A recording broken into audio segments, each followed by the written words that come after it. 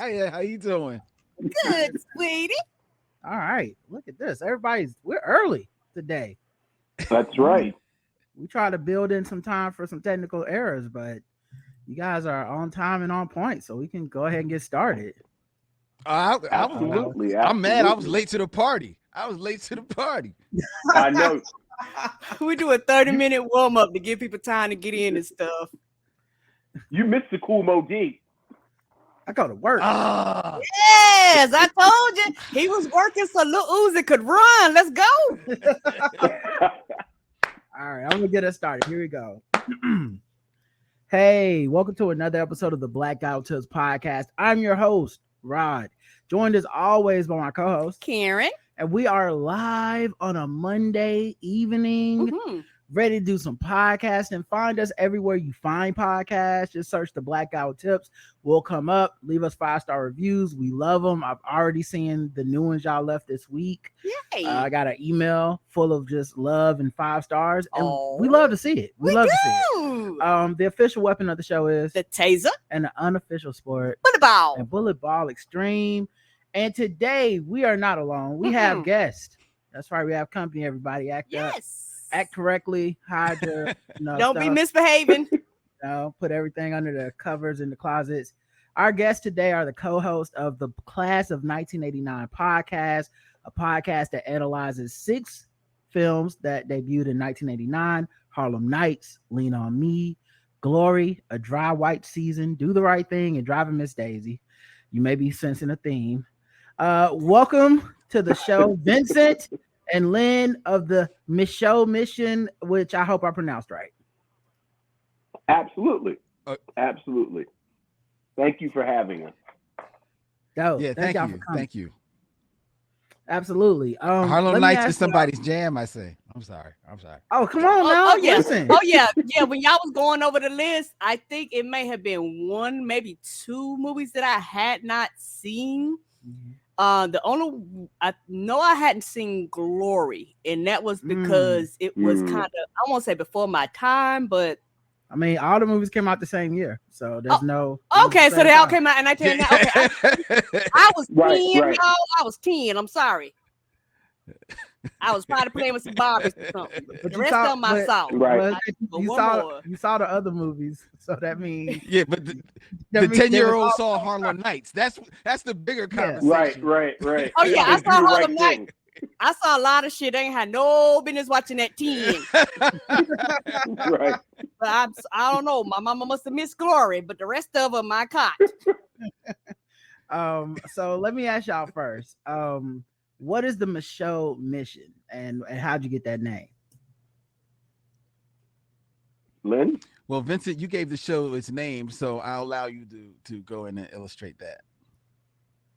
The Michaud Mission is just what it sounds like: 2 men, 1 podcast, every Black film ever made. So Lynn and I endeavor to watch every Black film that has been released theatrically and then talk about it. It's named after Oscar Michaud, who is recognized as the godfather of Black film.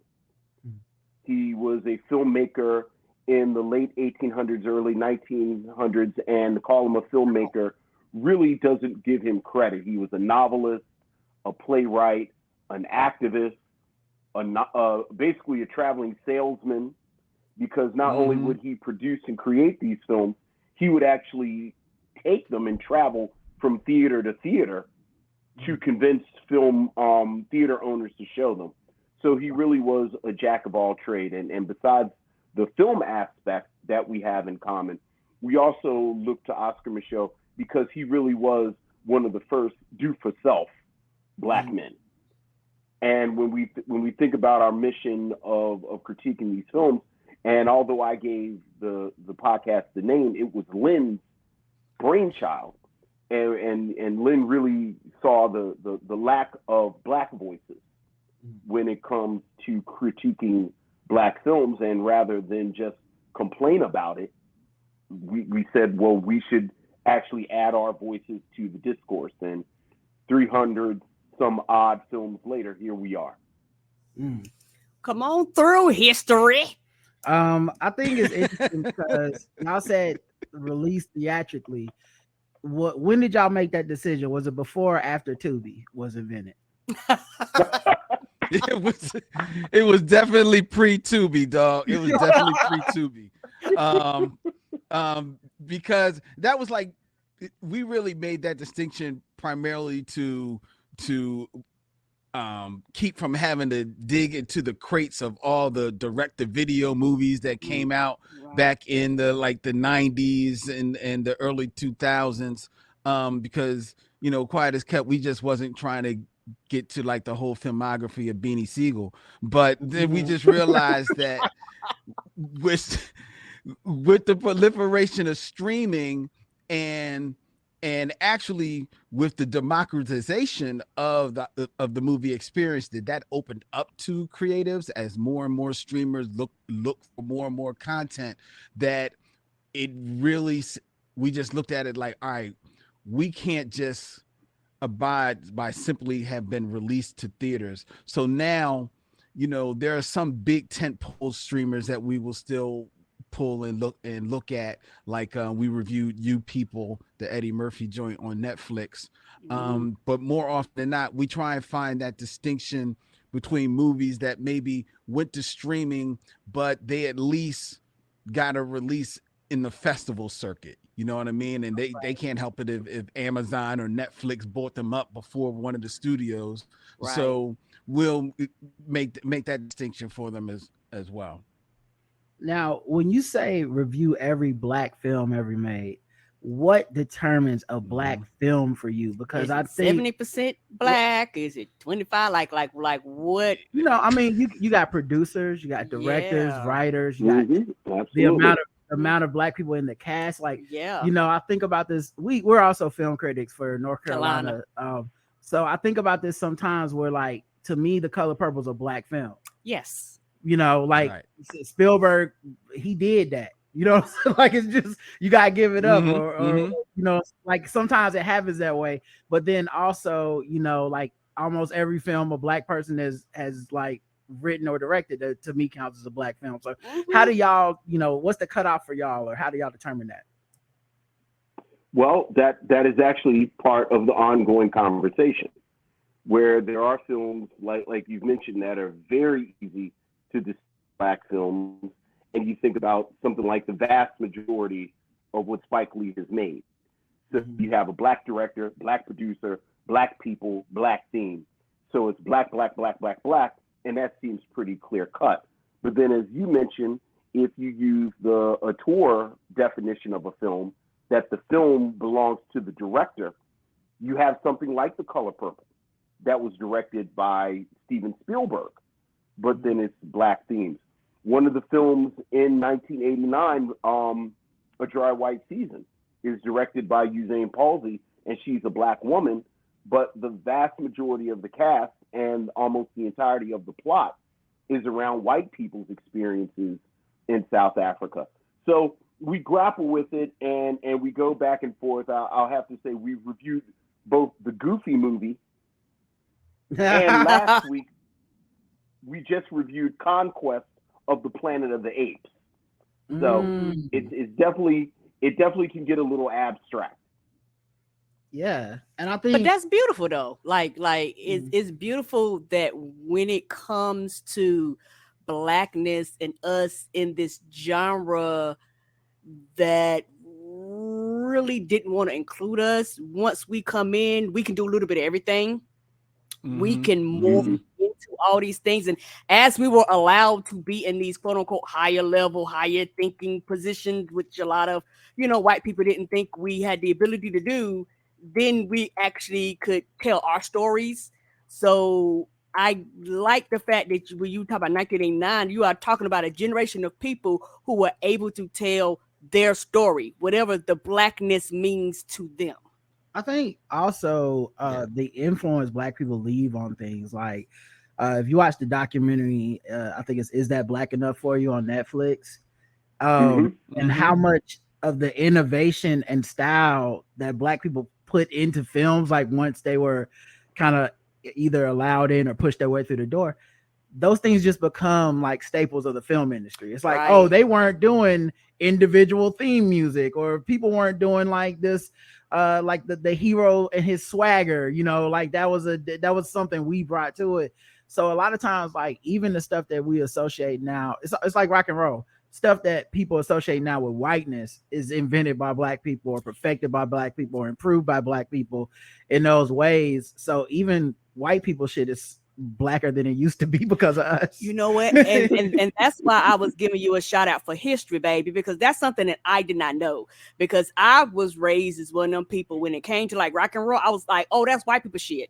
But until you actually learn and go and dig into the history of shit, and you realize, oh, a lot of this shit was actually, when your parents be like, this shit was stolen from us, they literally meant that. Like, it was literally stolen. And a lot of the shit that we have done has been lost to time, because guess what? We didn't write the records. So since we didn't write the records, we could be erased from the records. And so it's amazing when you go back and you were like, oh, this is something that I can open up my mind to. So for me personally, I've opened up my mind to a lot of things that I quote unquote thought was that's that white people shit. Now, y'all, the way to, excuse me, just the way to look at it is like this: simple and plain. The default for life is anything that you think is cool. Trust me, it started with a brother or a sister.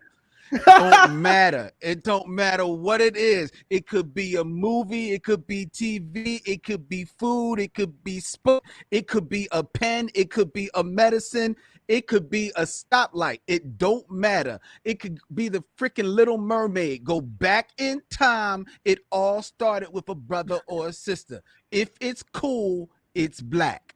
that is so true. Yes. That is so true. Like, even you made me think about like how innately in my soul I knew Korean fried chicken has something to do with us. I didn't know, but I knew. Thank you. Right. Exactly. It's so delicious. And something else, we was talking about Teenage Mutant Ninja Turtles. They have a new animation coming out. I didn't know April O'Neil was originally Black. Roger has read a lot of those comics. So when I seen she was Black, I was like, oh, she Black. Roger was like, well, she always Black. Well, in my world, April O'Neil always been a white woman, because that's how it's been presented to me. Yep. Right. White woman with red hair, because that's their version of Black. And then a yellow onesie. Yeah, but that's red hairs is their version of Black. Like that's white people version of like close enough. Now I don't know if redheads is their version of Black, but you know that they definitely did co-op April. I do remember that from the original I feel like comic. That's when white people want to get spicy back in the day, and they want the hero to be like different. They give him a redhead girlfriend. Like that was their thing. Was like, look, Peter Parker's cool, man. He got a redhead girlfriend. He got to be like, I don't know if it's just the fact that comic books only had 6 colors back then, so it's like. We just I think that they always try to make them redheads, dog. I don't know what it is. Right. At any rate, his last chick was yellow. Let's color her red. All right. Yeah, Yes, you know what? yes. She died. He on that redhead now. So another thing I was thinking about too, because the show Mission is one podcast, but obviously the class of 1989 is another. And it's specifically what we said, 6 films from 1989, where y'all are going to go in, analyze them through different lenses, talk about the history of them, the context of them. Why the year 1989? Well, I think, you know, again, Lynn and I have been doing this for years now. And you begin to have conversations about certain subjects. And one thing that we've always talked about in 1989, the sort of twin poles that everything else revolves around are the films Driving Miss Daisy and Do the Right Thing, which both come out this year. And one of my Black film rage points is the fact that Driving Miss Daisy won the Academy Award for Best Picture, and Do the Right Thing wasn't even nominated.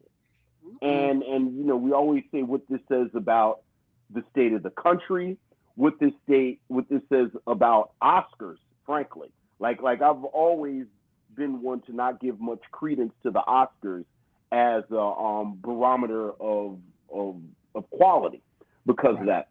So we start with those 2 films, and then it really just, in a lot of ways, developed organically. You see these other films, and you realize, oh wow, that came out in 1989 too. You know, Glory. You know, we talk about Glory. Oh wow, that's 89. Harlem Nights. Oh wow, that's 89. You know, Lean on Me, and then you realize that Morgan Freeman is in 3 films in 1989.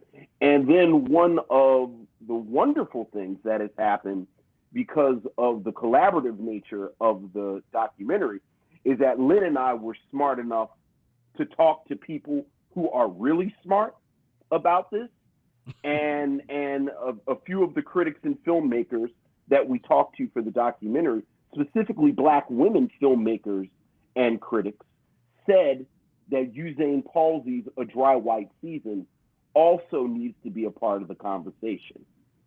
So while we may have gotten the 5, it is because of the generous nature of the contributions of the women that we spoke to that we added A Dry White Season to it. And then you have the 6.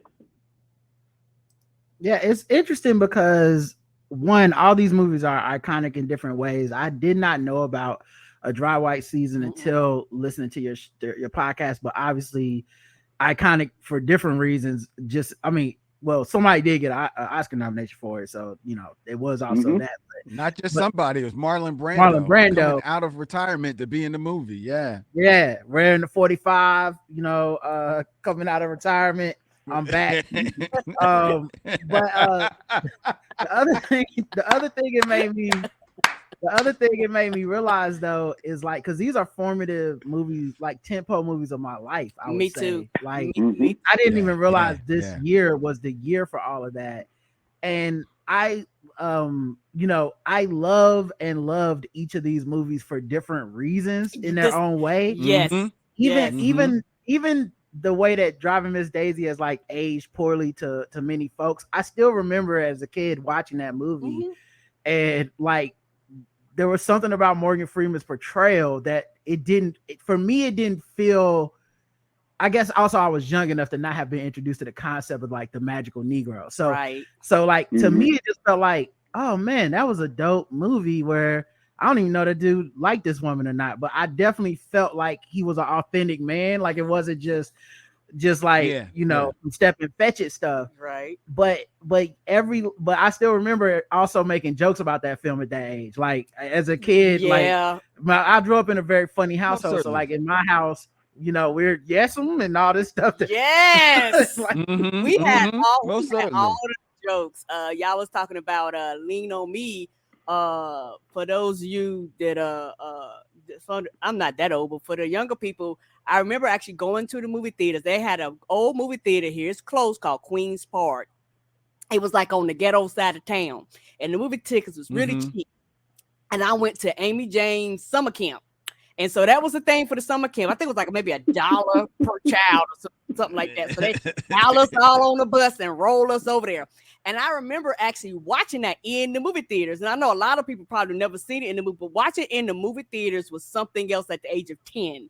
And I remember when Morgan Freeman was in the jail cell and he was about, I ain't got to do nothing but stay black and die. The whole movie theater erupted. All these kids was like, woo, tell them. We was acting. Like for me, that's something that stood out because that was like an experience that you would kind of only get in that time, in that space with a bunch of niggas. Yeah. You ain't gonna get that experience nowhere else. You know, so that's why that particular movie stood out. Yeah, I feel like another reason that these films feel like ours to me is because I grew up around Black people and watched them with Black people. I think if I had a different experience in America, like if I watched Lean on Me and white people was clapping, I feel different. Me too. Like Almost certainly. It ain't the same thing. It's not the same movie in the White House, dog. No, not at all, man. Like what y'all clapping for? Yeah, it's like exactly. Mind your business. Y'all clapping a little hard. Yes. This shit ain't. Like, it ain't that funny. It's almost like it ain't even that funny. went to go see Planet of the Apes, like the remake. We left for the. So we're talking about the like 2012 film or something. Like Yeah. it's fairly Mhm. Yeah, Mhm. the new one. okay. When me and Roger went to go see the Planet of the Apes, me and Roger went to see it. It was like on the white side of town with the white people. Mhm. Now when we left, I could tell we seen the same movie but had two different experiences. And for the record, it's not just the white side of town. These are like the ritzy whites. Yes. Now, this theater is not fancy. It's actually like an old theater with rickety seats and shit, but they had popcorn slick floors. But because it's over there, you know, it's like the good theater. Mhm. So we go watch this film, and it's, you know, white people in there. We're in the like near the front. We like to sit in the front of the theater. Yes. We're near the front. A couple sat next to us. They had like wine. Like yes, like they they- was getting drunk. they poured wine in glasses and they were offering us wine and shit. Yes. And we watched this whole film and we thought it was amazing. Like we walked out like because we came in, we didn't know what to expect. We weren't necessarily huge fans of the original Planet of the Apes. Not that Right. we were against it, it just was before our time a little bit. Right. But we walked out of that film and we were like, that's the goddamn, like, can you give a CGI ape an Oscar? 'Cause- Yes, I was like, Mhm. me and Roger was pro Caesar. Yeah. We was like, Caesar was right. Oh, yeah. Everybody, yeah. But these white folks were so disappointed. Mad. They were upset. They were like, well, what? I mean, so that's it. They just lost. The humans lost. They have been rooting for the humans the whole movie. I was like, I was not rooting for us. Like, so it's a perspective thing, I think. And I think that's what everyone's so aware of now. I think that's what the Oscars just throws into the conversation that we can't avoid. Is like, Right. there's a Mhm. perspective where, and I think that's what happened to Driving Miss Daisy, is that Mhm. a lot of us were like, wait, why y'all like it so much? Now I feel a way about how I liked it, and I don't like it the way you liked it. I like Morgan Freeman Right. Mhm. pulling the car over and going to piss anyway. That's what I liked. I didn't like him helping her eat at the end or whatever the fuck. Like, I don't nobody care about that part, you know. But yeah, 1989, man, it's such a dope year. And I love that y'all are doing it. Now, how do you get, because I've listened to the show, how do y'all get your opinions into it? Because I feel like a lot of it is kind of like asking other people how they feel about the movies and stuff. Do you feel like you want to insert yourself sometimes and be like, nah, I like this movie, or like how do you make that editorial decision? Well, I think the fact that like all of these films, we haven't reviewed all of them like individually on our show, but a few of them have. So we've had an opportunity to give our say on these movies. And we did a historic review of Driving Miss Daisy, in fact, that people bring up as a favorite of one of our shows, because we go back and forth on that and it gets brought up a lot of times. So we know that if we haven't already had the opportunity to kind of like really give our point of view, we know we will somewhere down the line. So we look at it from that lens and also recognize that as part of this documentary, we are the presenters of this story, of this theory in regards to these films. And now we are talking to these people to help flesh out the theories along with different clips. And then we're just putting it out there for people to decide. Like, we're not trying to make any type of definitive statement on these films at all. We're just putting out a point of view and then, you know, hoping to increase and continue the conversation about this year and about all these films. Because at the end of the day, any review about a movie is, first of all, just someone's opinion about that movie, and it's an invitation for a conversation, for a consideration of this art. And that's first and foremost what we want to do,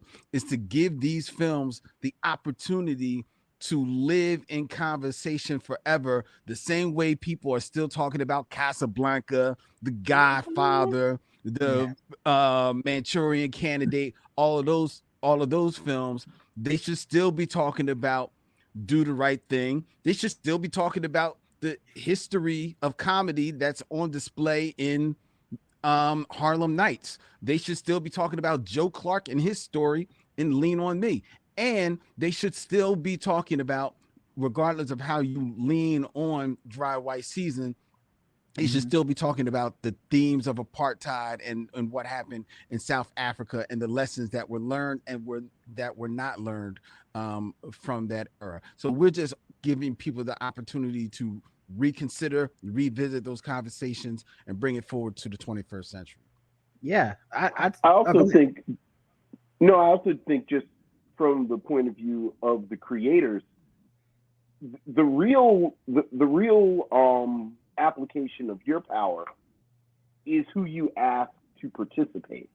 And again, I cannot say enough about the participants.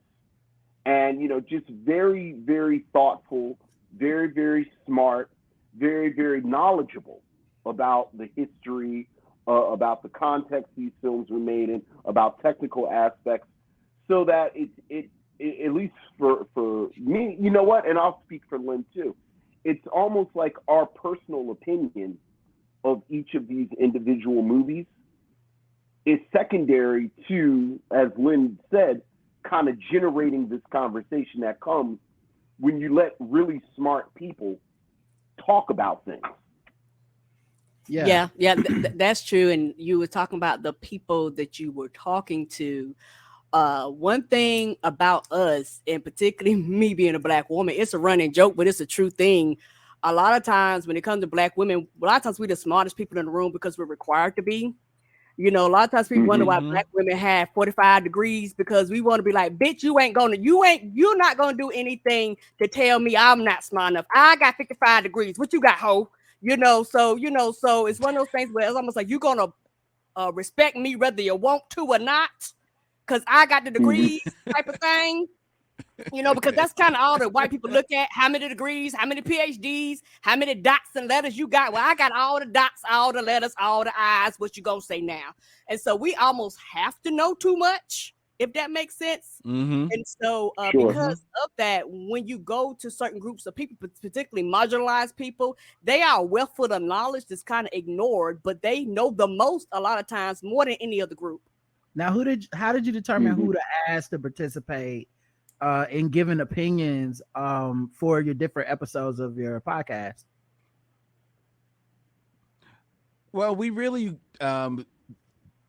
lucked out in that over the course of doing the show, we've come across some amazing people who have insight to add. Maori Holmes is the founder of the Black Star Film Festival, so she was a no-brainer.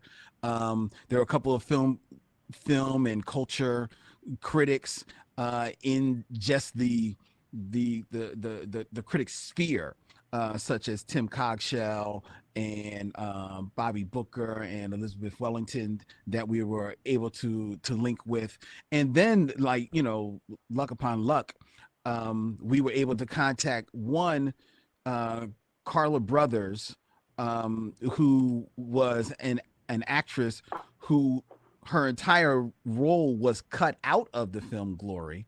So we were able to talk to her, especially one of the themes that we devote a whole episode to in '89 is about the absence of a full Black woman in a lot of these films. There are Black women in there, but you could be arguing how fully actualized they are, and to have the one real woman that was supposed to be in a film, to have her role completely cut out, we were like, yo, that we definitely need to hear that story.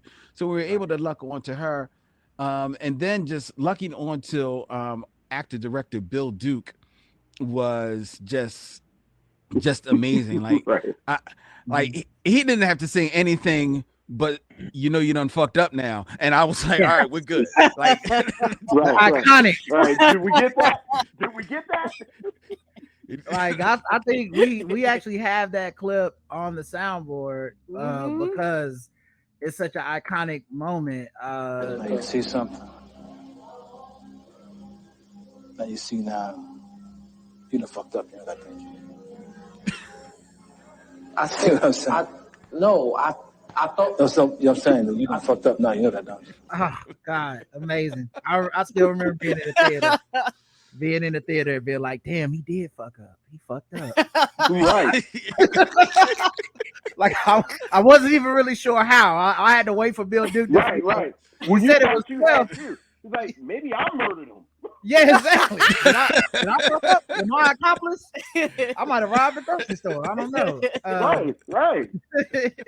But I don't even have 40.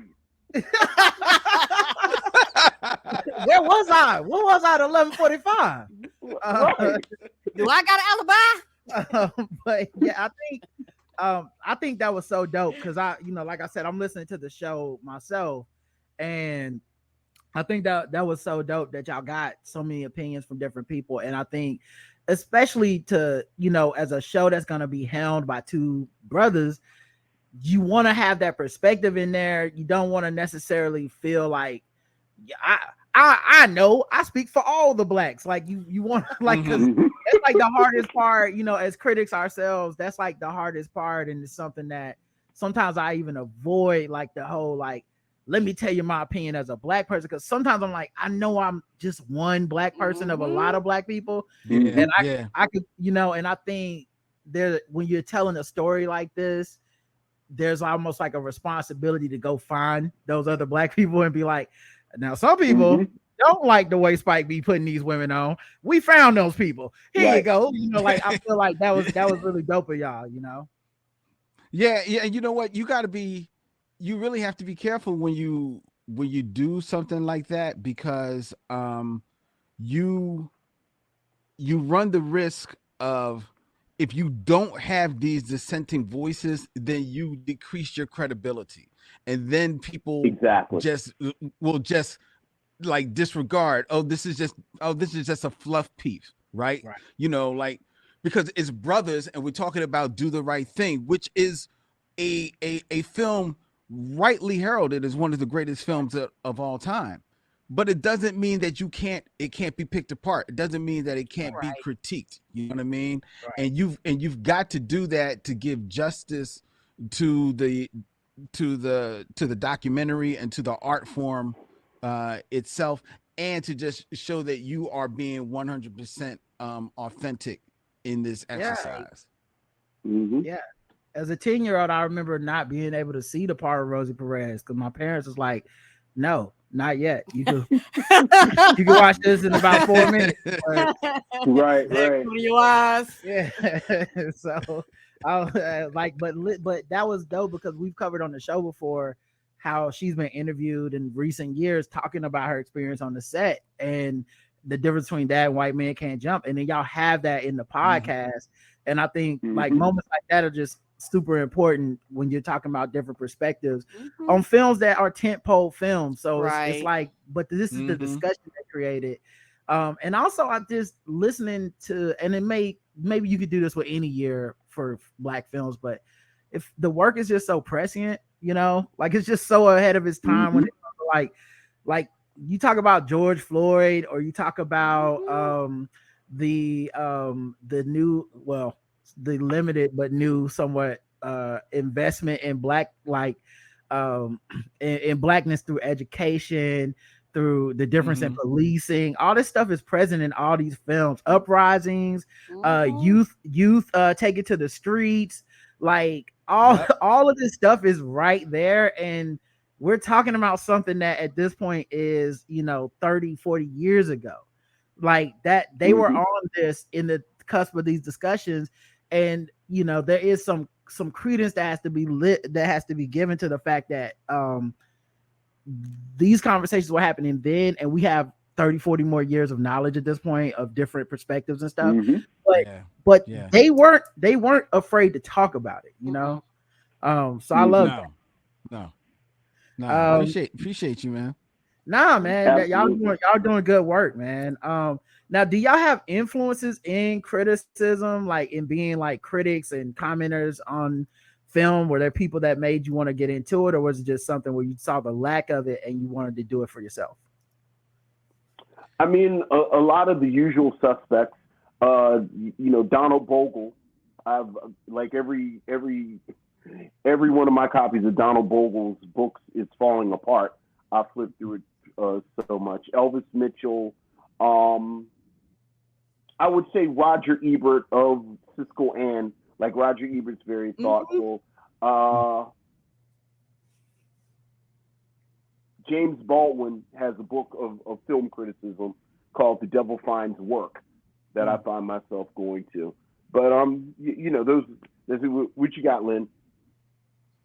Yo, I wish, yes, I celebrate all those critics, but I come in from a totally different side. I'm a Batman head, as y'all can tell.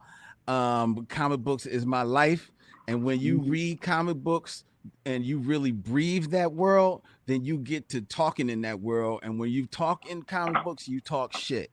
So I just loved like getting in the rooms and just talking shit with people about stuff.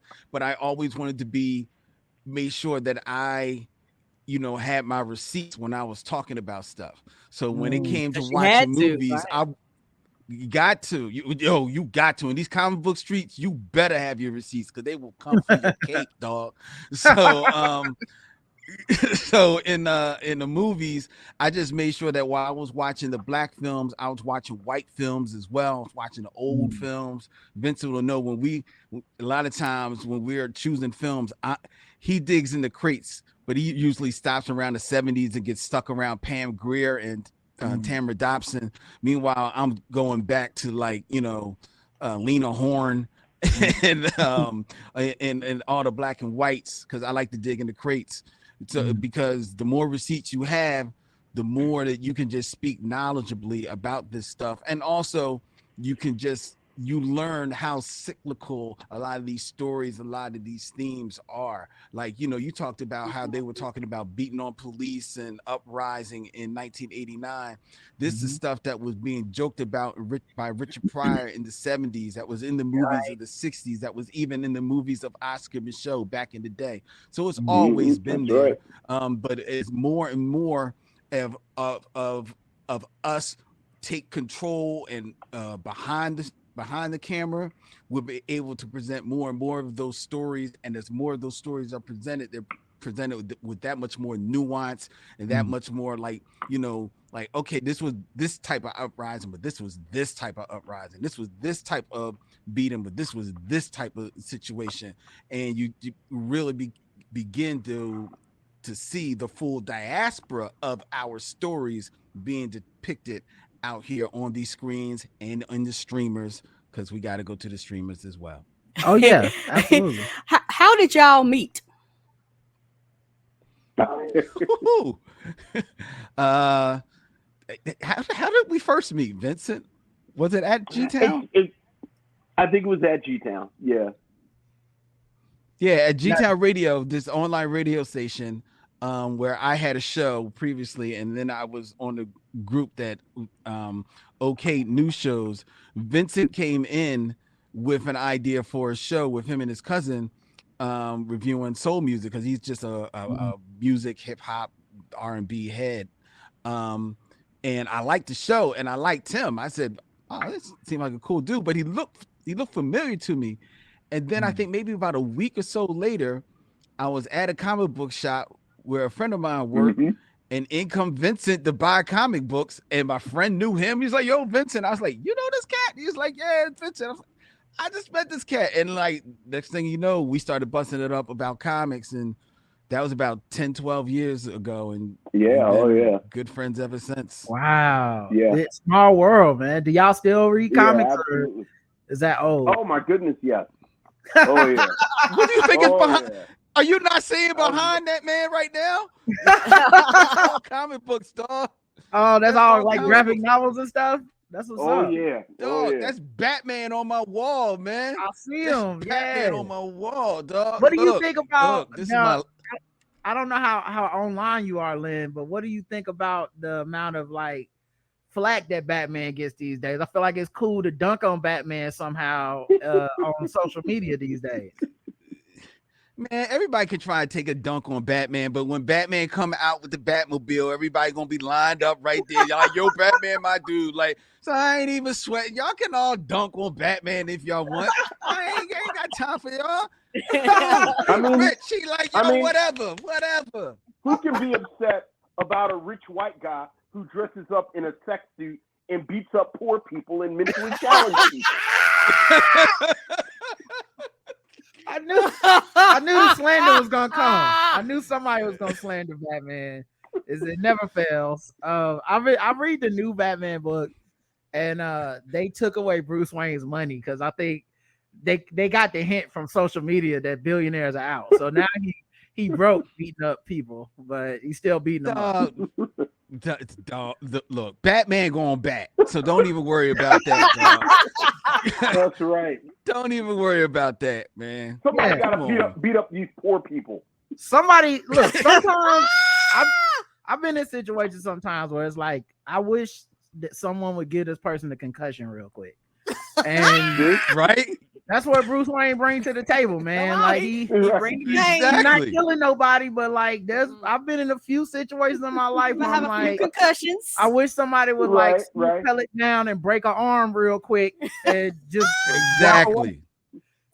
You ain't gonna remember your mama's birthday anymore, but yeah, like this man might start forgetting things at 50, but at least he not robbing the hood no more, Like, right. The funniest thing about Bruce Wayne is like he'll do that, beat up some people, but he'll also low key like put an orphanage in your neighborhood, right? Like, he'll also feed the homeless. He's like, after I beat y'all up, like here's the soup. The soup's on me. Because that's all you can eat. But that's the best kind of superhero. You're gonna need soup through a straw when I'm done with you. Exactly. Exactly. And when you find your teeth, I'll buy you some meat. Was 1989 also the year that Batman film came out? That first good one. Yeah, dog. Sure is. Yeah, dog. Dog. That's right. Batman 89. Michael Keaton. Yeah, I took off work, went to that joint, and I don't think I came back to work till 3 days later, dog. I was there. Well, yeah, Jack Nicholson. There, dog. That where did they get a load of me? Like, where did they get a load of me? Yeah, man, dog. took off work, man. You look, black don't crack. Okay, black don't crack at all. I would not have pictured you having a job that you had to take off from in 1989, brother. You doing good out here. I appreciate that. Nah, I was definitely working towards a 401k on that in 89. I did not know what a 401k was in 1989. I was playing with the toys from you just knew what Rosie Perez titties looked like. That's all you that I knew. Right. I was a only child, and shout out to being a latchkey kid. I don't know what it says about your mom that she didn't let you watch Glory, but she let you watch Do the Right Thing. I don't know. I don't know what that means. I don't know. Glory just didn't make it into the rotation. I thought everybody knew Glory. Oh my Lord. Like that was but Glory is one of those films, man, that people not sure if they know, but it's been distilled down into the one scene that everybody knows, and that's the Denzel tear. Right. So you don't know if you know the movie, but you know the tear. Denzel, yeah. But I still remember probably the most conflicted character I've ever experienced at that time was the captain that was like racist against black people, but he was black. Like, you geeking niggas. I was like, God damn. Like, why did they even join the military? Wait. That's the Soldier Story. Oh, you're right. That is Soldier Story. That was the most. You mixed up your black soldiers. Yeah, different blacks. My bad. Different depressing black movie about going to war. That dude, I forget that actor's name, but he had such charisma. Adolf Caesar. Yeah, Great such Adolf charisma. Caesar. But now man, here's a little horrible. Here's a little piece of trivia not everybody knows. Adolf Caesar, like he's everybody knows him from A Soldier Story, and then he plays Danny Glover's father in The Color Purple, right? Mm-hmm.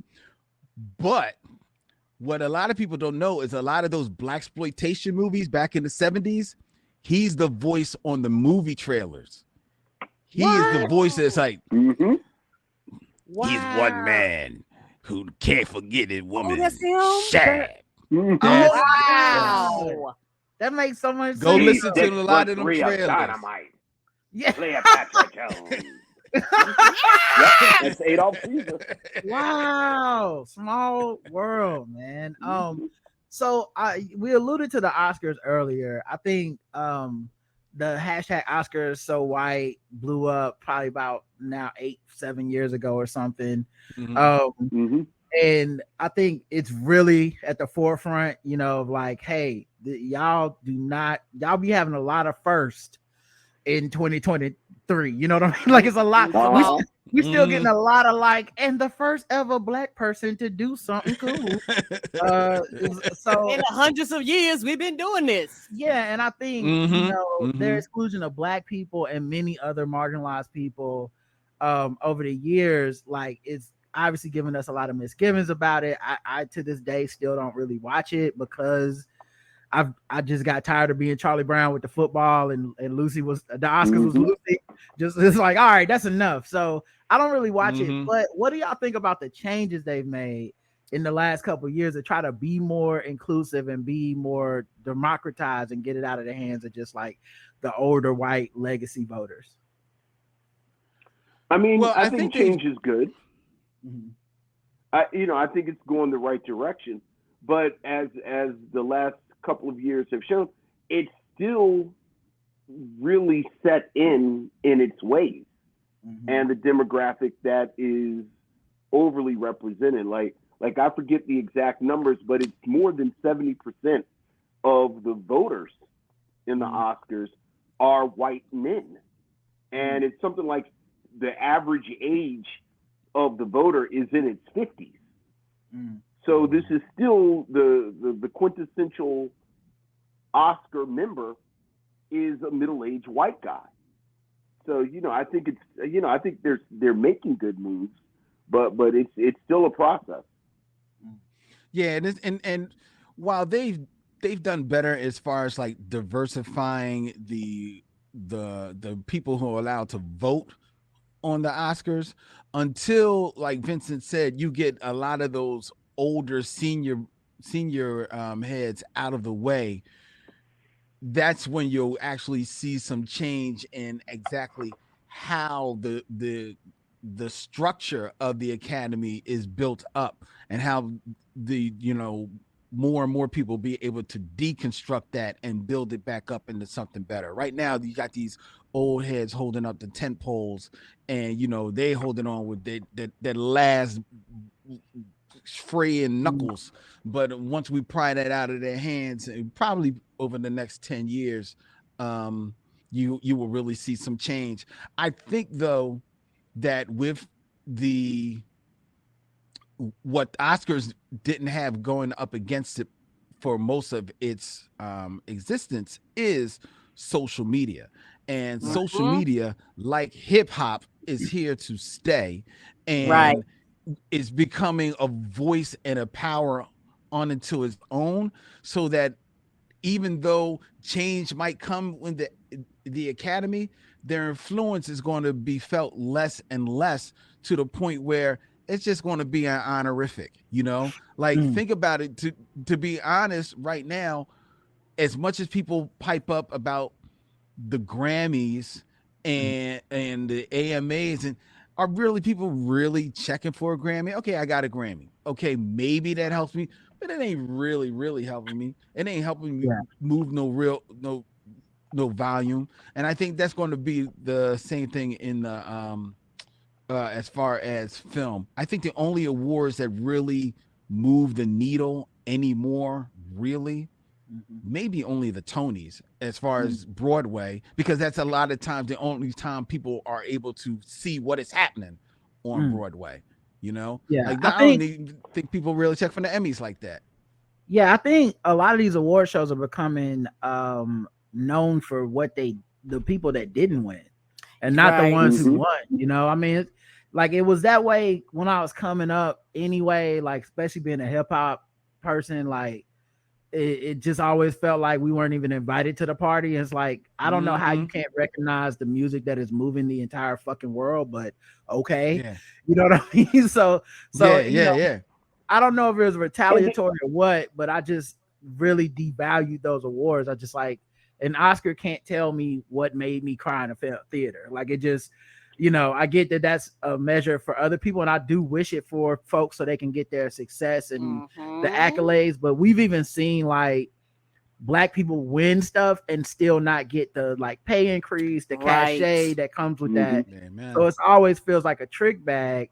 But the other part of it that's always bothered me is because of how rigidly conservative the movie award system has been, it's typically white dudes that win everything. When you do break the fold, there's always this weird level of like, they just gave it to you. You know what I mean?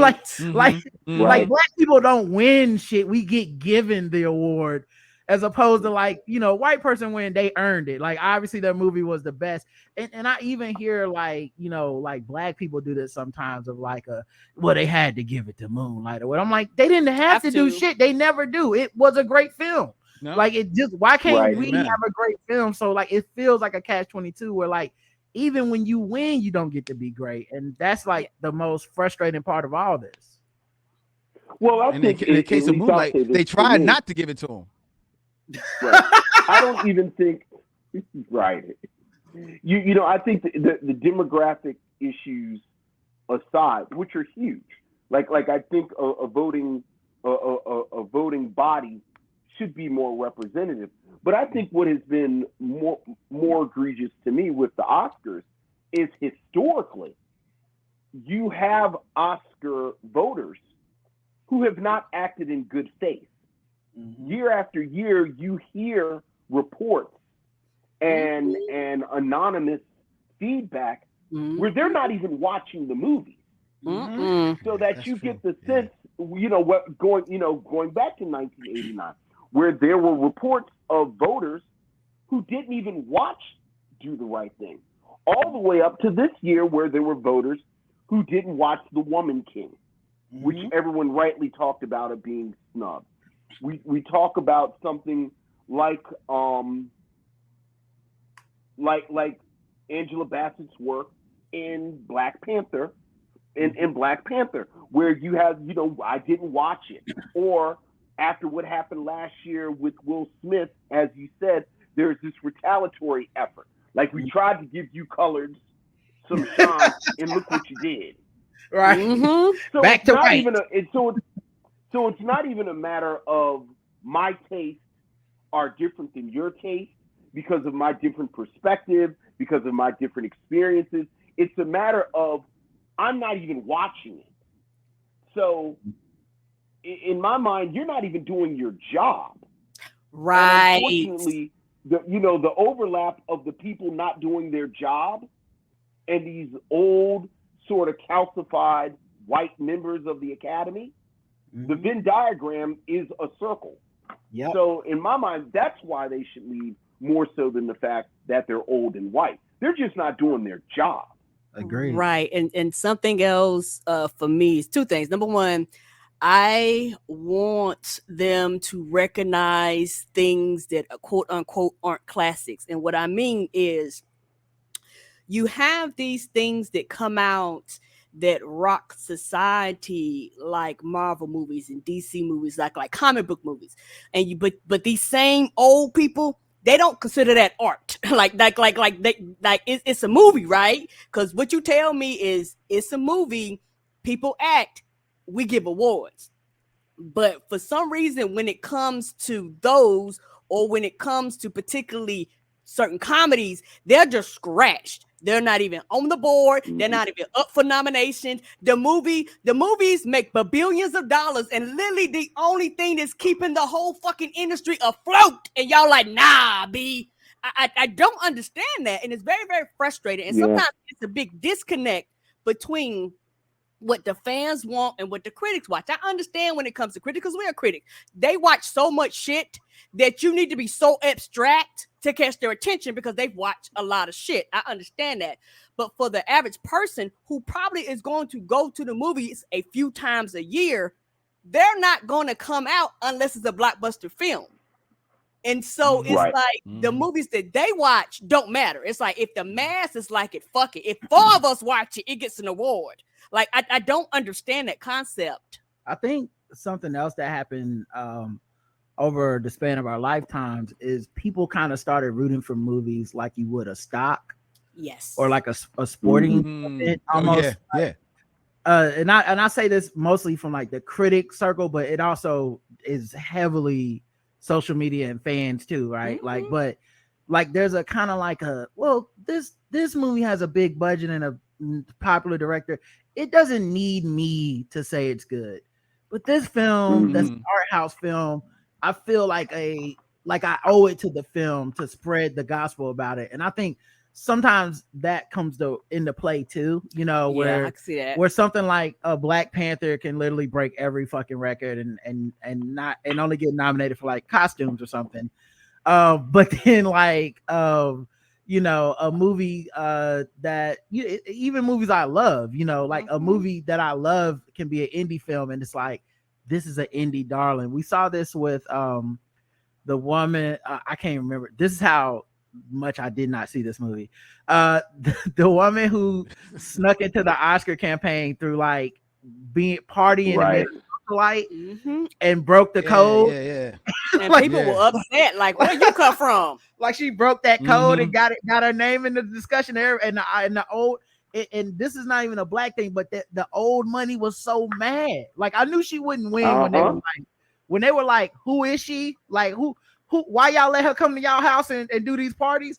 I said she gonna definitely lose, but she kind of revealed the game a little bit of like it's more about social and who you know and who you kick it with, because as you said earlier, Vincent, you're talking about people that didn't even watch the movies. You're talking about people that boldly talk about their agendas afterwards. Like after the award, they're quick to come out and be like, we weren't gonna let this woke socialism do. And you're like, what that got to do with a movie? Did you watch the movie? Right. Sound like you didn't watch the movie. You just don't like Spike Lee or whatever. Right. I mean, so much of this sort of critical acclaim in these awards, it really is the Wizard of Oz, where you know, you get this. It's almost like they want you to think we came from this mountain from up high with these 2 slabs, where God told me this is the great movie, this is the great performance.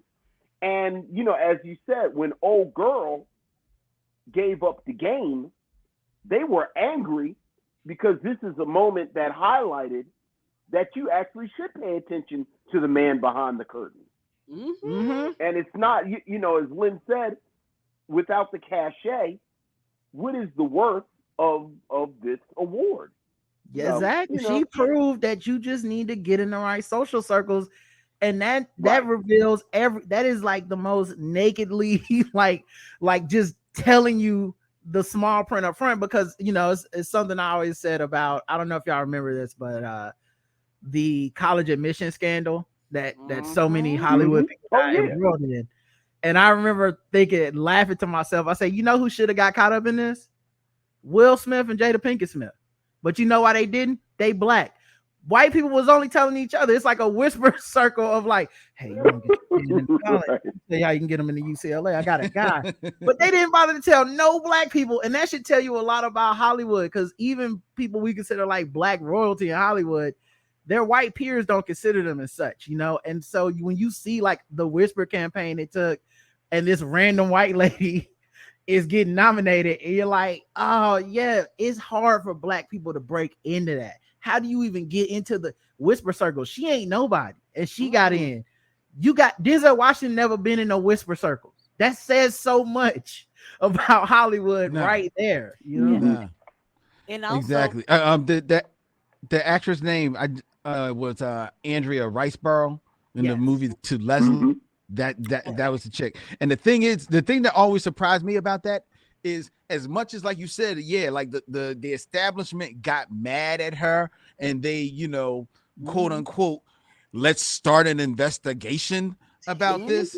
You quickly let that die. You know what I mean? You know what type of investigation? How Some about that? BS investigation, right? Now, let Andrea Riceborough had been a Nikki Noni Rose and worked her way into a nomination. Right. Oh, they would have pulled her card. You know, she'd have been on the blacklist with Will Smith, can't come to the Oscar for 10 years. Right. Fucking nah, man. Come on, nah, dog. you're right. She'd have been Somebody would have got the PBS specials.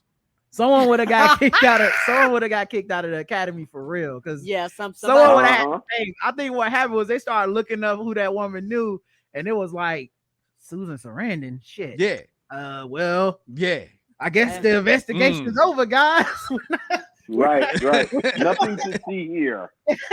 We're not kicking exactly out, everybody. So everybody's acting way, and also over the years too.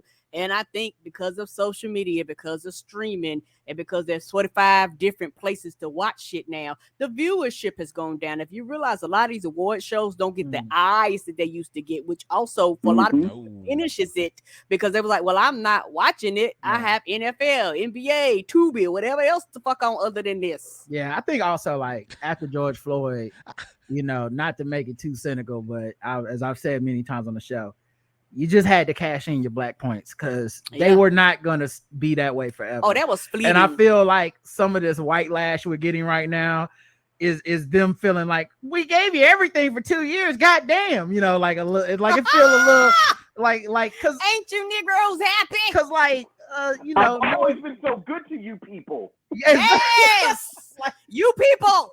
Like I know Jamie Lee Curtis is an institution and a staple of Hollywood, but like. The fact that she hadn't won no awards up until the Oscars, right? And in that category, she had been getting her ass kicked by Angela Bassett and the woman that played the daughter in the same movie. All up to that point, all getting swept. When they picked her, I said, "I know what this is, guys. Come on." I was like, "This is some bullshit." Y'all didn't just go y'all went off the board. Like y'all didn't just go to like. Well, there's this other woman who played in Everything Everywhere All at Once, and you know, you can make an argument that she deserved it. It's like you could make that argument. Then it was like, nah, Jamie Lee Curtis, Lifetime Achievement Award. She's 64, guys. We don't know how many more times we're gonna get a chance to nominate her. And I was like, you know who else is 64? Angela Bassett, and she just looked 30. That's not her fault. Give that woman the award she earned. I just want to digress and go a little inside podcast baseball on here, and want to know exactly. Where did the black guy who tips get a sponsorship from Tubi? Because I have not heard Tubi reference any place in motherfucking America, and it's been 4 times on this show, twice a piece by each of y'all. So I need to know how the show mission and the class of '89 can get some Tubi checks. Listen. I wish I was getting money from Tubi. Come on. But I guarantee you I'm not. I mean, if I want to get money from Tubi, I could upload a movie from my iPhone. Oh, yes. Because they just take it. It's just that Tubi is, when I think about the democratization of Hollywood and streaming, Tubi got to be the one that was like, man, if you can hit upload, we got put it on. Like when I think about black movies now of just like black people just putting anything out, I think of Tubi first and foremost because I don't know if y'all have ever seen any of these memes or these clips on social media, but these Tubi movies, boy, are the fucking best. Yes. Yeah. And there's a whole genre of people who go, I watch Tubi now. Fucking Netflix. I watch Tubi. I don't even watch Tubi, and I know our audience watch Tubi. And they love that shit. Like anytime I make a Tubi joke, I'll be looking in the chat room and like, you got to be careful because some of them will get offended. Like these movies, not they shit. will come for you. All right. You'll be like, y'all know these movies ain't good. They'll be like, I don't care. I'm like, this man filmed the whole movie without turning his phone sideways, but y'all mad at me? what I do? Be like, he didn't do a costume change. What's happening here? Like what? What? There's no continuity in this. The wig is to the left and then to the right. Okay. But good luck to everybody with Tubi in this. They do want to sponsor the show. Reach out. Just pay up front. Y'all got to pay up front though. I heard y'all raps. Full price. So I was thinking also about how I feel like in recent years, the white savior film has really gotten pulled to the forefront of criticism, of black criticism. Like we don't fuck with The Help or Green Book. Green Book was Green Book. Ooh, they went in on Green Book, dog. And you know what? That's why it won the award. They was like, "Oh, the Negroes is mad. Yeah. Let's give it the Green Book." I'm so glad I watched that film before I found out the truth, because I watched that film without knowing the truth and was like, "Oh, okay, man. I guess so." Some days in America, you can't feel like we all can just get along. And as soon as I got to Twitter, it was like, this shit was all lies. I was like, damn, the whole thing. I thought he taught that black man to eat chicken. Damn. Right. They got me. Right. 12 Years a Slave. Well, 12 Years a Slave is a real story, but actually 12 Years a Slave is not really a white savior film, because like Brad Pitt, who produced the movie in the movie, he didn't really save that man. He just was like, damn, man, that nigger's got rights. That was the whole That's basically all it was. Yeah. Like he didn't do shit. Right. Y'all sure everyone to hit him like that? Okay. Yeah. All right, then. Well, back to carpeting or whatever. Yeah. Yes. I just like to go on record as a white man that was not with the shits. And all right, let's go back to hammering. And I'm gonna tell you one thing. I've never seen that movie, and I'm gonna tell you why. You Negroes, I went online when that movie came out, and they was like, Lord, if you can't get emotionally whooped like this, you ain't black. I was like, well, I guess I won't be saying that bullshit. Right. Like y'all thought y'all was selling something by telling me, if you can't take the white man choking you through the TV when you watch this, you ain't real black. Well, I guess I ain't then, because I'm not watching that bullshit. I did watch it, and I thought it was great, but as Karen didn't go with it. I did not, because y'all they thought that was a selling point. I was like, that's not selling nothing to me. But I was gonna say, like, do have y'all ever enjoyed a white savior film, or like a film with like a magical Negro, and like, how does it measure up to you now? Like, do you feel differently about it? Like, how's that work for y'all? I have to say, I have always loved Forrest Gump. Me too. Over the past decade, I can't get away from the sort of weird conservative undertones of Forrest Gump. Like Forrest Gump was a good white guy, and because he's a good American white guy, all this stuff happens to him. And Robin Wright was doing protests and hanging out with black people and Jewish people and gay people. So she got the AIDS and died. Right. Like, I don't know if I like this. She was like in a whole different movie by Tyler Perry. Like she got AIDS at the end. It was like, what was the lesson here? Right. The thing for me with like that one, Black Panthers are yelling at her, and she got AIDS because she was at the disco doing cocaine, and I was like, oh boy. So that's something that has changed for me. The thing about that one for me is Bubba.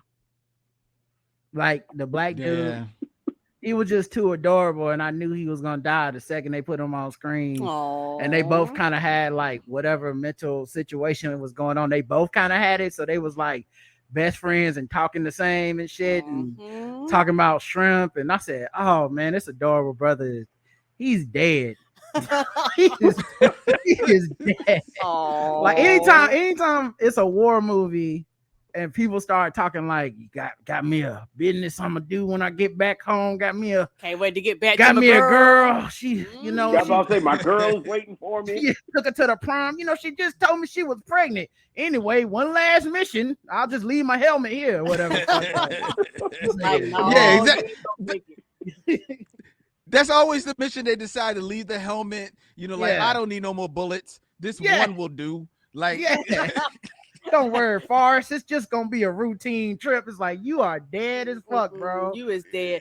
But one thing about Bubba talk about shrimp like I talk about pizza, honey. I can talk about that shit all goddamn day long. He did love shrimp. Yes, he did. Then he's like dying, and it's like Bubba. Then it ends up with like Forrest Gump starting the Bubba Gump Shrimp Company. Mhm. So he rich. yeah. You know what I'm saying? Right. Like, damn, man. Did you have any? You have any white savior / magical Negro films that you enjoy, Lynn? Well, I'm on the record on my show that I am and still am a fan of Driving Miss Daisy. I can't even get it the fuck out. I do like Driving Miss Daisy. Say it with your chest. Well, I don't know if I can say it with my chest anymore, but my stomach likes Driving Miss Daisy. I'm a sucker for a little bit like the modeling and the performances of it. So I'm on the record for that, and yeah, I ain't caping for it, but you know, Right. like yo, I do like the movie. But I yeah, feel like the other ones, I was just gonna say, I feel Go like ahead. every black person got at least one. Mhm. We all keep it secret. Yeah. It's probably different for all of us. We can't talk about them in public anymore, but this is a safe space. And I appreciate y'all sharing this with us. The chat room is chiming in, the air up there. True story. I went to college. I went to college with the black dude that played the bad guy in the air up there. And he wasn't really a villain, but he was like the best basketball player on the other team. Fred. Mhm. And Fred was like 28 when he went to college with us. We were all like 17 and shit. And Fred used to bust our ass in the gym. He used to grown. give us buckets. What he's supposed to.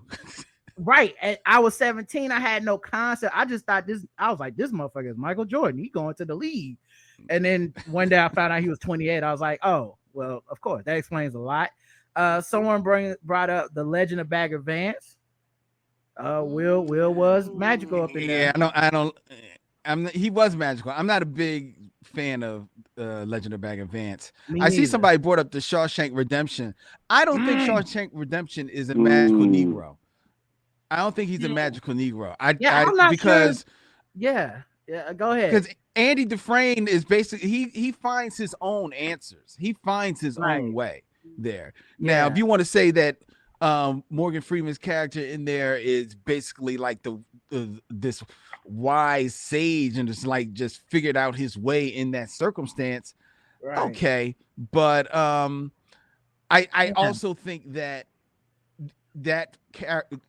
character could have been played by another, like that could have been a white character actor. That could have been Gene Hackman, and you wouldn't have had to change much about Morgan Freeman's role. True. So I'm not going to say he was a magical Negro on that. That's a good one. Andy's not a white savior either. So like Andy Andy ain't got nothing to do with getting Morgan out of prison or nothing. So and if anything, Morgan never really helped him. Like he knew this man was taking it in the showers every day and was just like, I like to say Andy fought the good fight. And you're like, oh, you didn't help him at all. Okay.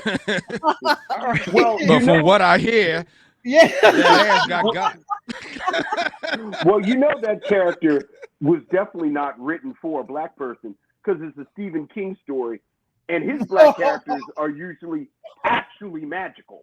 Yeah, that's true. That's true. He Like had he no power. invented magical Negroes. He really did, dog. Like, what was it, Lou Gossett Jr. or somebody? Like, it was somebody in like The Shining. Batman Crothers in The Shining.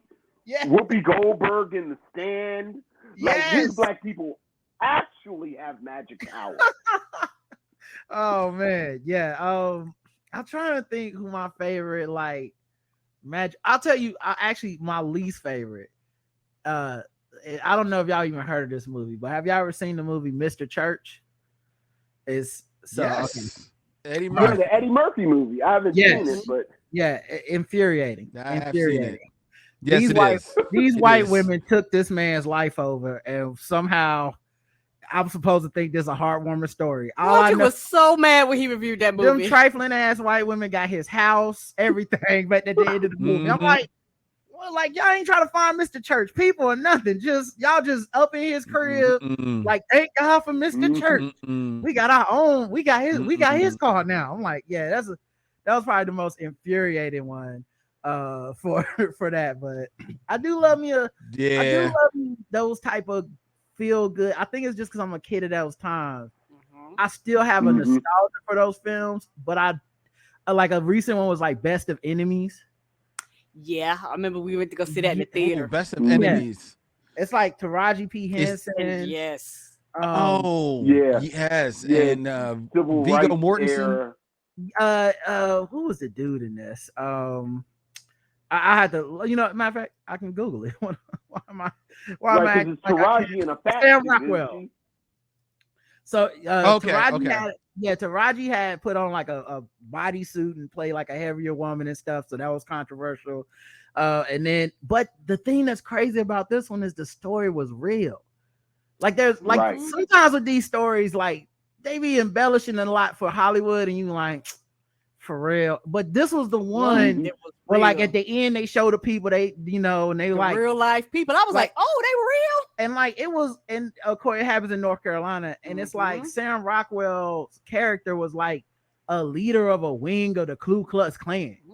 So like they just by the end, it's like they end up being cool with each other in real fucking life. And that story, I mean, nobody really saw this movie, but I remember walking out of that like, man, this is crazy that happened. You know what I mean? And so I do have a nostalgia for those films, but I also understand people's repulsion because I, have a repulsion for those films when I see like Mr. Church. It's like you can kind of feel the fake, in there. More questions for y'all. Okay. What do y'all think about streaming? Y'all have talked about how it's opened up like it's kind of democratized things. I feel like it's also kind of opened up the lane for a lot of Black people that wouldn't have got a chance. And even if that reduces some of the quality of it makes it harder to go through everything and find what stands out and what doesn't. But it also feels like they weren't going to get a shot, even if they did deserve a shot in the old Hollywood model. So what do y'all think about it? I mean, I'm pro it. I'm all for it. I'm pro stream, and I'm pro streaming for a few reasons. Besides the fact that, like you said, it's just more avenues for filmmakers that frankly would not have gotten the opportunities that they should have gotten. I know this is sacrilege, but I honestly think the model of the movie theater is dying. Like frankly, this is the future. Like we talked about this before, Lynn and I think so much of our habits of going to the movies is because we've been socialized to go to the movies. But I think as time goes on and young people get older, I don't know how beholden they are to this movie experience when you can sit home, you have the big screen, you have your stuff, and why do I go to, post-COVID, I know a lot of people are still uncomfortable being in a theater. So in some ways, I feel like streaming is the future regardless. Yeah. And then to your other point, like everybody who the second you like look in the mirror and pick up your hairbrush and start singing into it, or pretend like you got long hair and start reciting stuff in the shower, everybody wants to be a singer or an actor. And for more and more people to have more opportunities to actually hone and practice their craft and to live as a working creative in this field, then you got to be all for it, man, because there used to be a time they would only allow one or two of us to shine, right? And it would be Denzel and Angela Bassett, and then maybe Will and Halle Berry, and then everybody else that could find their way. to make it. But by the time you got to them, the check's been cut like 9,000 times. You just got to fighting for table scraps. So now everybody getting an opportunity, everybody getting a time to shine. You got more directors getting a time to shine, more women directors getting a time to shine, more women producers getting the things up there. And as everybody's names is starting to ring out, then they're able to prove themselves. You know, people are caping for the Woman King because of Gina Prince Bythewood, and it's an amazing film. But she like really like got her chops on doing the action in streaming, doing the Old Guard with Charlize Theron. That's right. So right. that's on how Netflix. she got those Really acting good. chops. That was on Netflix, right? And that was banging. That was incredible. So Yes. I'm all for it, dog. I am here I am for too. it. I think I also champion it. like the fact that our TVs are just like they're movie screens in our house now. Like it's really like I like that's the kind of snob I've become, is like if I can't watch it on my TV, I start feeling the way. Yes, because as movie critics, and this is one thing that I hate about these old white people, they really get on my nerves. They be like, "Come to the theater." I'm like, "Well, bitch, I don't want to go to the theater," and they love to send you the email with a link. And I'm like, okay, I got this. But then why can't I stream it to my TV? They don't want you to do that. I don't want to watch it on my laptop, and I don't want to watch it on my phone. This is such, and I get y'all in the audience if y'all rolling your eyes. This is very privileged what we talking about. But also, if you send me a screen on a DVD in fucking 2023, dog, not even a Blu-ray, like it DVD. better, like, come on, man, don't you want me to see your best effort? Like, I feel like y'all doing a disservice to the movies y'all trying to promote, because if I go to the theater to see it, or I see something on like a streaming service and like 4K, 1080 or whatever, that movie feels right, looks right, feels like a movie. If you send me some like motherfucking square box shit on a DVD, it's so much harder for me to truly evaluate your movie. I can't say stuff like, you know, I feel like you're doing the people that did like the cinematography a disservice, you know. So that's right. But you know, but I think streaming has helped with that, because there's times where, like, especially screener season, where they're literally sending you so many movies, it's very hard to keep up with. But sometimes I'll actually just pay for a movie that came to streaming, because I'm like, oh, I'm gonna see the Woman King how it's supposed to be seen, as opposed to y'all sending me this DVD or this thing I can only watch on my phone, where, you know, I know that's not what Gina wanted me to see. When she put all the effort into making this movie, she wasn't like, yeah, man, watch it on your phone. She's like, if you have to watch it on the phone, that's fine, but don't. And also, all jokes aside, I'm kind of at Roger. I am a snob when it comes to certain things. I think the movie theater is going to become niche, and I'm going to be one of them niche people, because I'm not giving up the movie theater. And the reason why is because some movies are cut and they're designed specifically to watch on a 200-inch screen. Like most movies are not, y'all. Most movies are not. But some movies, you only get the pure experience, because there's some movies that I ask people about it, and they go, but then I immediately actually, how did you watch it? Well, I watched it on my computer screen. I was like, that's why, bitch. It was not designed to be watched on your fucking computer screen. Also, it's probably bigger than 200 inches for the screen. Oh, my bad. But yeah, there's I might have been off a few feet. Yeah, it's very big. I think there's certain movies to me where even if the movie wasn't good, the only thing that it had going for it was in the theater. Right. You know, Avatar is a movie like that to me. Like Avatar, I went ahead and made the time to be like, gotta see it in the IMAX, gotta see it in 3D, I gotta give Jim Cameron his things and give him his opportunity to show me a movie that might impress me, because I know if I go see this shit on Disney Plus in 3 months, I'm definitely not gonna like it. Like, it's not gonna hit the same, because I'm not immersed anymore. I'm just like, oh, cool, this is the same CGI and everything else. But when you in there with that 3D glasses on and that third eye is open, or whatever the fuck happens when James Cameron immerses, now all of a sudden I care about these sentient dolphins or whatever it is. Now I care. I definitely would not have cared on my TV screen. Yeah, it's also it's a generation thing. One, you're dealing with a younger generation that doesn't have the same thing of ownership. Like Right. y'all had we own true. VHS, we Right. own DVDs, we own Blu-rays. That's right. You had a collection. Yeah, Yep. now they don't do that. So that's a difference. And also I think Yeah, look behind Vincent. You know, we own shit. yes, I like yes. to own things.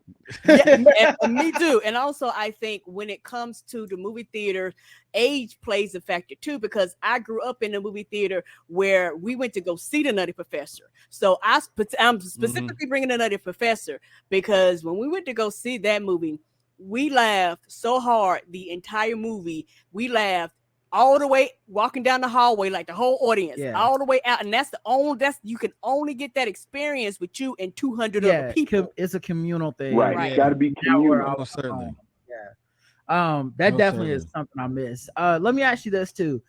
What is like, and if it's nothing, no pressure, but are you considering other projects of like 1989? Like, are there other years you're thinking about, other movies or genres you're thinking about, anything like that? Or you gonna go back to your mission of watching every black movie ever made? Yeah, we're gonna do horror. Like we gonna cover it all. Well, we definitely staying on the mission to review black films. Yeah. Never So stop the mission. that will never stop. Nothing stops the mission. We got a goal. But we do have a couple of projects that we definitely want to do next. Vincent has a dream project that we've talked about doing right before, like we talked about it, like I think like even once we were in the midst of doing 89 and we were like, oh, we should do that. He's like, yeah, but we gotta get 89 done, Vince. We gotta get 89 done first. And he's like, do we? I was like, yes, we do. So so we got he has this dream project. If he wants to, like, at least it's probably not going to drop for at least a few months. But if he wants to give y'all the word, I'm fine with it. But that's on him. No. But I'm down for it. I am fascinated and in love with Sanford and Son. Yes. Mm-hmm. So it would be around Sanford and Son. Oh, yeah. Let's go. Give me that Fred Sanford retrospective. We need that. Yeah. Okay? Yeah. The streets need that. I feel like Sanford and Son got caught up somehow in not getting as much of his things as it deserves, because I feel like there's no Martin without Sanford and Son. Like there's so many shows that came afterwards that took a lot of that blueprint. Like to me, Pam and Martin is Esther and Fred. Like that's so it's iconic. Look, I'm not going to get pulled into the rabbit hole that is me and Sanford and Son, but I will say this. I believe Sanford and Son was the first unapologetically black television show. Yes. Made for black people. Like Sanford and Son was aimed towards black people. If you were white, you were welcome to watch it. Right. But everyone involved, once you got past that initial few episodes where they basically remade Steptoe and Son episodes. Mm-hmm. Like once it actually got into its rhythm of Sanford and Son, it is unapologetically black. Yes. And it kind of stayed that way for the whole run. So used to watch it with my grandma and remind me of my grandma. Okay. Like it was the perfect, like it felt like it was for us. Yeah, absolutely, man. I can't wait to see what you do with that, man. In the meantime, how many episodes left of 1989 are there? I think we just premiered episode 3, and so there 5. should be. Is it 5? Oh God! Yeah, 5 dropped today. Oh, 5 dropped today. Okay. All right. So there is one more episode. Episode 6, next week. I just finished Commercial Race Theater today. I do like the weekly drops and whatnot, but sometimes I like in podcasting when I'm a little bit late to the party so I can binge it. So I've been binging. I've been binging y'all the last couple of days. I'll be like, oh, this is good. I can't wait to talk to these dudes. So yeah, man. If y'all listen to the sound of my voice, wherever you at, man, if you listen to podcasts, wherever you get your podcast, the class of 1989, I guarantee you won't be disappointed. If you're a movie head like us, if you're just into black people and pop culture, check it out. You would love it, particularly if you have family members that actually love these types of movies, because Roger was playing it for me, and when y'all started naming the movies, I was like, oh shit, I was like, let me press play. Who is this? Let's go. Yeah. They get in, y'all got into like the crevices of the conversation in ways that, like, you know, when you got people talking about like Jasmine Guy and the type of role she played and the type of role she never played again. Guy. And because those are things that I think when you love these movies and you watch them enough, and if you're like me, you've memorized most of them. There's just little moments where you like, man, I hope they talk about this part. You know, I write for this TV show, Game Theory, and at the end, the last episode we did Game Theory. That's my man. Oh, okay, that's what's up. Okay, we got a fan in the house. So the last episode we talked about was about drugs in sports and how like it's kind of pointless to villainize recreational drugs in sports, especially now that we've legalized so much shit at this point. It's like, who cares? Like, I don't know that there was ever a point where we were really sitting at home and being like, I would like this player, but I heard he smokes marijuana. Like, I don't care. I've never cared. Right. But it didn't make the piece. But I remember talking to them in the because you know we have to cut things to get things out of time. But there was something I wanted in there for when they talked about the war on drugs, and it was the scene from Lean on Me at the top of the roof. Yes, talking to Sam. Jump. That's right. You smoke crack, don't you? That's my jam. You smoke crack, don't you? Do it expeditiously. Like, yes, I got that shit memorized. That and Lynn Bias dying in that scene are probably the most formative scenes of my childhood when it came to me being scared of drugs. For me, it was Dare. Don't ask me why. Dare got me. Yeah, but Dare's not like a movie, but I'm talking about like pop culture wise. Right. Like I remember being in the theater and being like, I definitely am scared of drugs. I don't know. I don't want to be jumping off of buildings. It'll make a man tell you to kill yourself, and he the principal. Right. And Smalls was a recreational crack user. Which is what I liked. Yeah. Like he dabbled in crack. He was functional. He wasn't like selling selling VCRs and shit. Like he was coming to school still. And Joe was like, not on my watch. Come to the roof. Right. We need to talk. I ain't got time for this. And Smalls said, you know what? I don't smoke crack anymore. I'm going to go sing with Riff. Boom. And we're going to sing in the bathroom. Yes. He just needed a scared straight moment of being told to kill himself. Expeditiously. Yes. Expeditiously. Yeah. Like cussing at him, do it, god damn it. I was like, man, what is this? And at that age, I only think I knew what expeditiously meant. I knew I could tell from the context clues. I was like, I guess that is quick. Yeah, but I remember that part of that movie, and now I feel like there's probably a retrospective way of looking at that movie and all the stuff that it entails. And I love that y'all brought up that like the black woman villain is not really in the movie, like in the real story of his life, but she is in the movie. They decided to make the opposition to him a black woman. But low-key, it's kind of like as I get older, it's like how I now look at C. Dolores Tucker, and as an older person, I'm like, man, she has some points. And now when y'all played the clip on the show, I was like, if she the villain, she spitting, because I kind of agree. Joe was getting too hard on them kids. Now, when I was young, I was like, oh, this old hussy, be quiet, trying to take my fun away. Oh man. All right. That's it, man. I love this trip down memory lane. If y'all want to take a similar trip, I suggest y'all listen to the Class of 1989. Yes. Check out the Michelle Mission podcast where they're reviewing just every black film ever. And that, I did not even know about this until we had them on, so I'll be checking that out as well. Is there anything else y'all want to promote or bring up before we get off?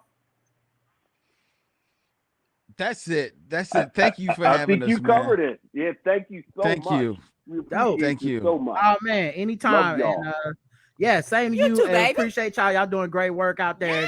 And you ever need to promote anything else, come on by. Let us know. Come on by again. Next time we can play some games and stuff with you. Yeah. All right, y'all. That's it for All this right. episode. Oh, we're We'll gonna be play back. with Tubi money. I'm with it. Yeah. This episode's been brought to you by Tubi. Tubi. Wherever iPhones are recording videos, vertical.